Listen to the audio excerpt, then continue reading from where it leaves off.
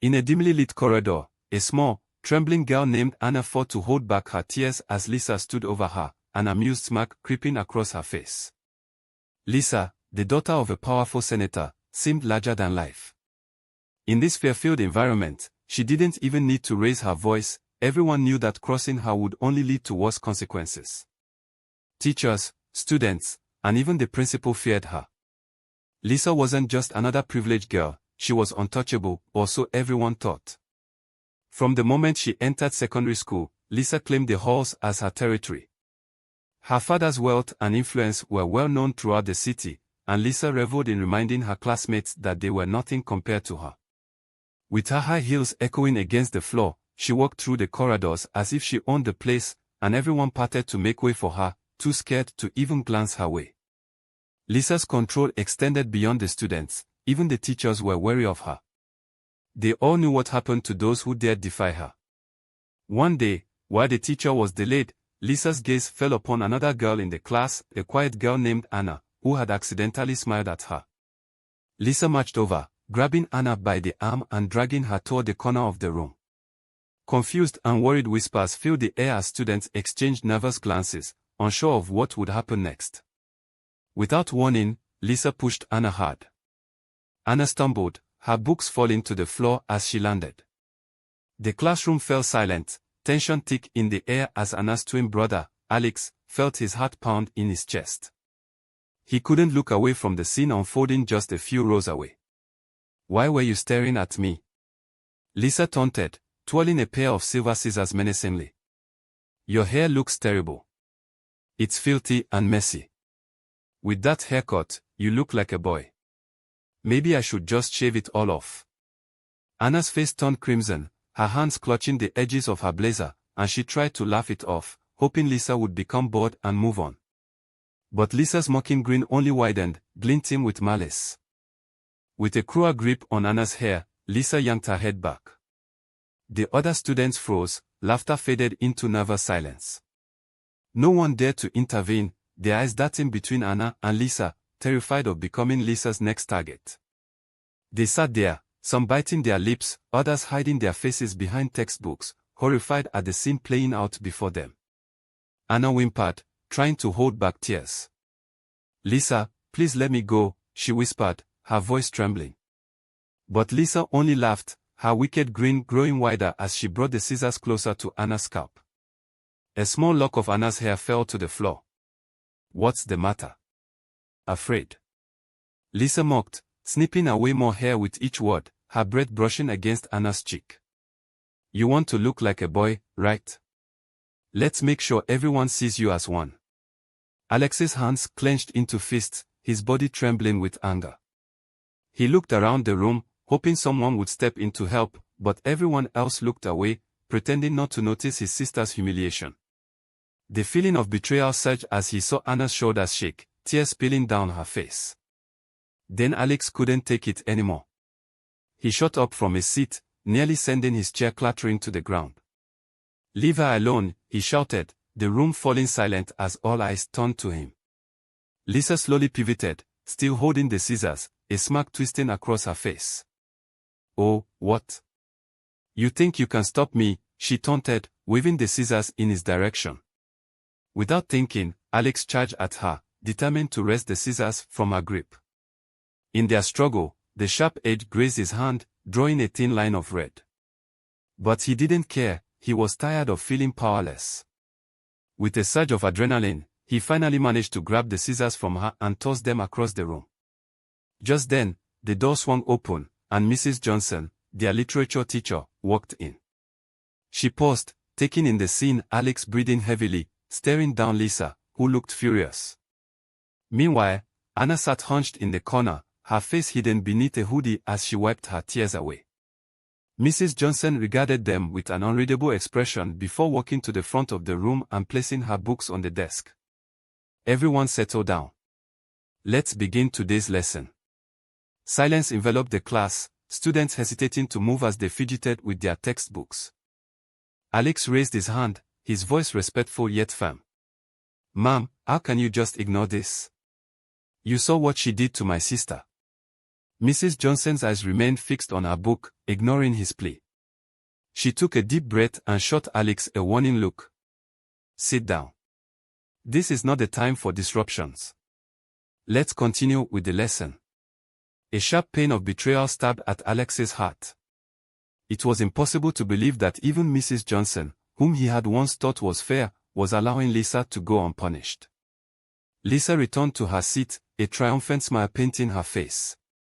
She leaned back, sending a mocking glance toward Alex, her eyes glinting with cruelty.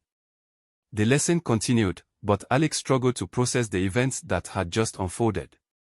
Next to him, Anna sat quietly, her face hidden beneath her hoodie, shoulders shaking as she fought to hold back sobs. He placed a reassuring hand on her shoulder, a silent promise that he would protect her, somehow. The next day, as Anna walked down the hall, the lingering humiliation clung to her. Lisa, still holding a grudge, tripped Alex as he passed by. He stumbled and fell hard, scraping his knees and sending his books flying. Laughter erupted around him, deepening his frustration and pain. As he stood, dusting himself off, he shot a furious glare at Lisa, words forming in his throat. Just then, she struck him across the face. Some students gasped while others laughed, taunting Alex for being hit by a girl. But before he fully realized what he was doing, Alex slapped Lisa back, sending her reeling against the wall, stunned and furious. Silence enveloped the crowd, and Alex's heart raced with a mix of regret and anger. This wasn't who he was, he had never been one to strike back. Feeling the sting of his actions, he fled to the bathroom, splashing cold water on his face to calm down. Guilt washed over him, but he had defended himself. However, the way he had done it troubled him. Soon, a voice crackled over the loudspeaker, calling him to the principal's office. Alex's heart sank as he walked down the corridor, dread settling in his stomach. When he entered the office, he faced the senator standing there, rage etched on his face, while Lisa sat nearby, looking both humiliated and triumphant. I expect you to handle this matter immediately. Discipline this boy, the senator snapped at the principal. My daughter deserves respect, not violence. Alex felt a lump rise in his throat as he absorbed the situation. The principal looked tense, his eyes darting nervously between Alex and the senator. I need you to kneel before Lisa and apologize right now. Your actions were unacceptable, the principal instructed, his tone serious. Alex's heart pounded. Kneel and apologize. After everything Lisa had done to him and his sister. Fury rose within him as he gazed at the principal. No, sir, he said quietly, shaking his head. I won't kneel before her. The senator's face turned a deep shade of red as he stepped forward. If you don't kneel and apologize this instant, you will regret it. Do you understand? You will regret it. Alex met his gaze, feeling his knees shake but refusing to back down. I'm sorry, but I can't. I won't apologize, he declared defiantly. Just then, Alex's mother entered the principal's office, quickly realizing the tension. Concern filled her eyes as she approached him, placing a gentle hand on his shoulder. Please, just ask for forgiveness. Let's end this. He looked into her eyes, overwhelmed by her worry and desperation. She was scared for him, he could see that. But something deep inside him wouldn't allow him to bow down to Lisa, not this time. I'm sorry, Mom, but I can't, he whispered, his voice breaking. Tears filled her eyes as she took a step back, defeated. She understood he had made up his mind. The atmosphere grew tense, the senator glared at the principal, who was caught between the senator's power and Alex's insistence. Finally, with a heavy sigh, the principal announced, You leave me no choice. You are hereby expelled from this school, effective immediately. The word struck with the force of a punch to Alex's gut, expelled for standing up to a bully. He glanced at his mother, seeing tears streaming down her face, her hands pressed to her mouth in shock. Although his heart ached for her, he felt a strange sense of peace. He had done the right thing, even if it cost him everything.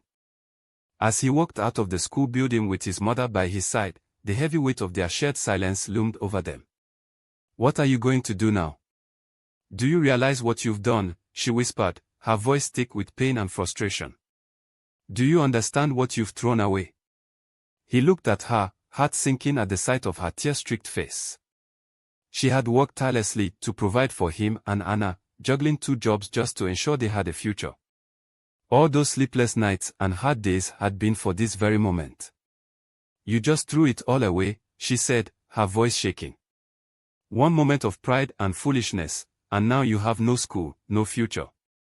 Do you know how many sacrifices I made for you both? A pang of guilt hit him as her words resonated deeply. But even with that guilt, an inner voice reminded him he had defended his dignity, his sister, and all the others too scared to confront Lisa. Taking a deep breath, he looked his mother in the eyes. Mama, I know you're worried, but I didn't throw anything away. I did what I had to do. He continued, determined, all my life, I've seen you work so hard for us. I didn't want to come home every day knowing I bowed down to someone who was wrong just because she had power. I'm sorry, but I couldn't do that. His mother pressed her hand to her forehead. What will you do without school? What kind of future will you have? You've thrown away everything for what? Just to keep your pride. It's not just pride, Mama, he replied, shaking his head. It's about being true to myself. And it's not like I don't have a plan. A small smile appeared on his face as he glanced down the road. I've been helping Uncle fix cars. He's taught me a lot, and I'm good at it. I can work with him until I save enough money to take care of you and Anna. We'll be fine, Mama. I promise. Her eyes softened, but uncertainty lingered. Fixing cars is hard work. It's long hours, and there are no guarantees. I wanted you to have more than this life. Alex reached for her hand, his gaze steady. I understand your worries. I know you wanted us to have a brighter future, but this is something I know I can do. As she looked down at their joined hands, Alex's firm grip surprised her. He was still so young, scarcely old enough to know the path he was stepping onto, yet his words carried a calm confidence she had never had before. A tear rolled down her cheek as she pulled him into a tight embrace. My son, you are so much like your late father, strong, stubborn, and confident. I just hope this path brings you the happiness you're looking for. But remember, no matter what, you will always have me. He hugged her back, feeling the warmth of her love and worry envelop him. I promise, Mama. I won't let you down. Back at school, news of Alex's expulsion swept through every corridor. Teachers whispered about it, some feeling guilty but silent, knowing that no other school would take him. The message was clear, Lisa had won, and no one dared to cross her. A few teachers ensured she passed, even though she was the poorest performer. Meanwhile, Anna was trapped, forced to run errands for Lisa, a constant reminder of her dominion. As for Alex, now 17, he found his footing in the workshop with Uncle Tom. Skilled and focused, he began to draw customers, and the extra income finally allowed his mother to quit her second job. Life at home grew warmer with dinners filled with laughter and hope. Yet, in the back of his mind, he couldn't shake his concern for Anna. Whenever he tightened a bolt or fixed a flat tire, he promised himself that one day he'd make things right for her. His journey was far from over, he was building a future on his own terms.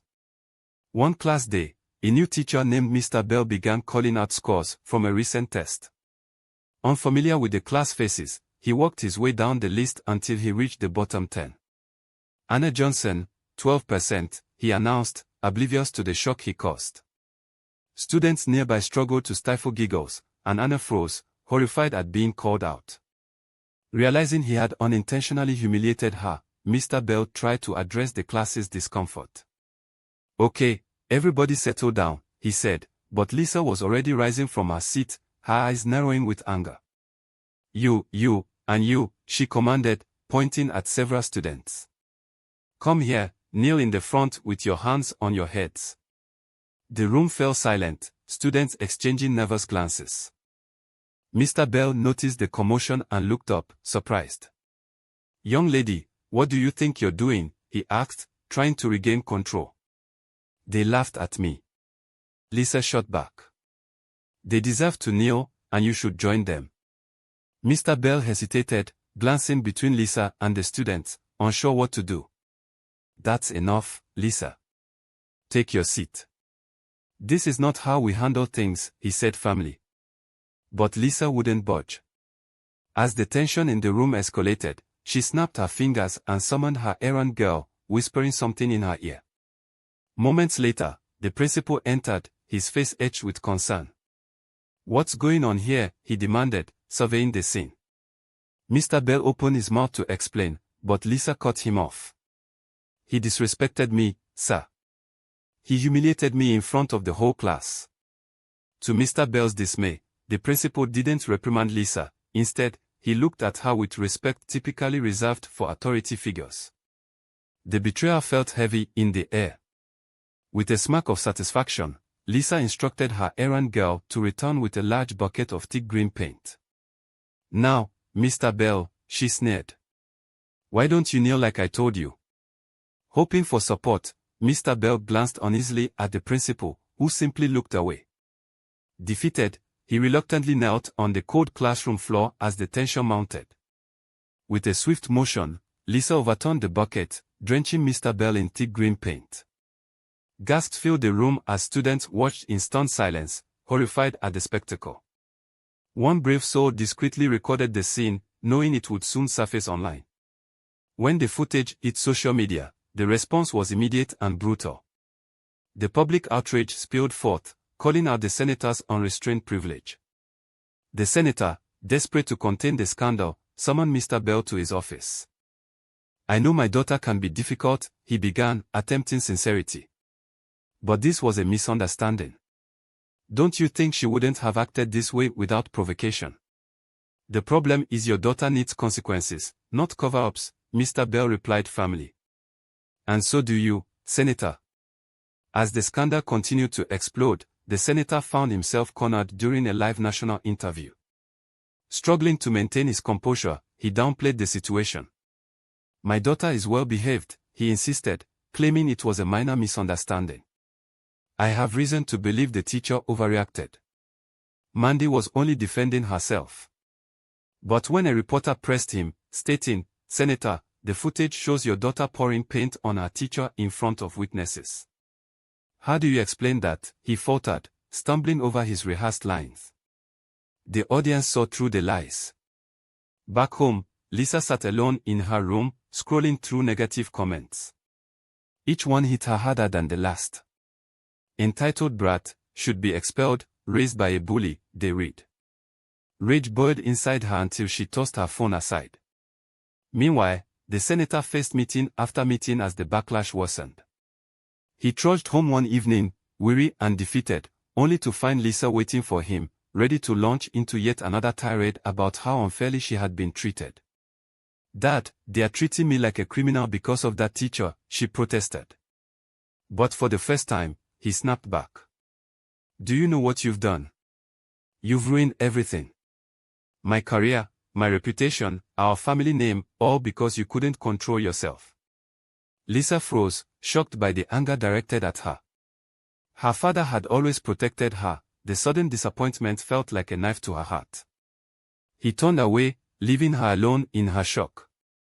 For a moment, he believed he could ride the storm out, leaning on his powerful friends to help him through the scandal.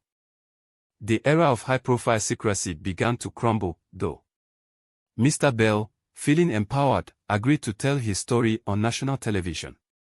When asked how he felt about the incident, he hesitated and took a shaky breath. I have children of my own. To be humiliated like that. I can't explain how much it hurt. The interview struck a chord with viewers.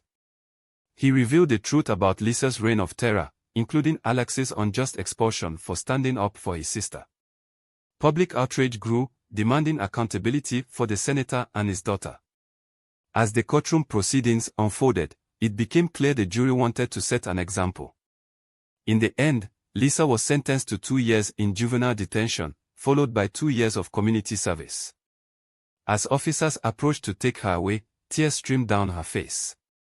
Daddy, please don't let them take me, she cried, but her father stood in silent defeat, realizing the weight of his actions and the devastation they had wrought.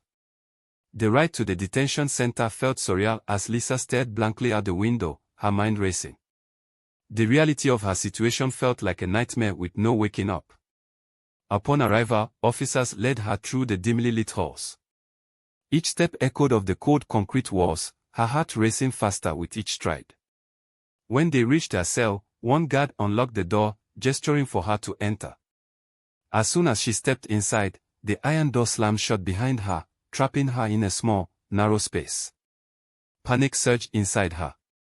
She was no longer the senator's daughter, top of the hierarchy. Minutes later, two older girls entered, their mocking smiles twisted with satisfaction. "Look who we have here, the little princess," one of them sneered. "I saw you on TV," the other girl taunted, leaning closer. "How's it feel now, knowing you're not better than anyone else?"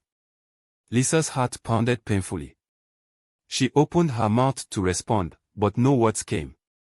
Backing against the wall, her hands trembled as the girls closed in. The first girl leaned in, her voice dripping with fake sympathy. "Guess what?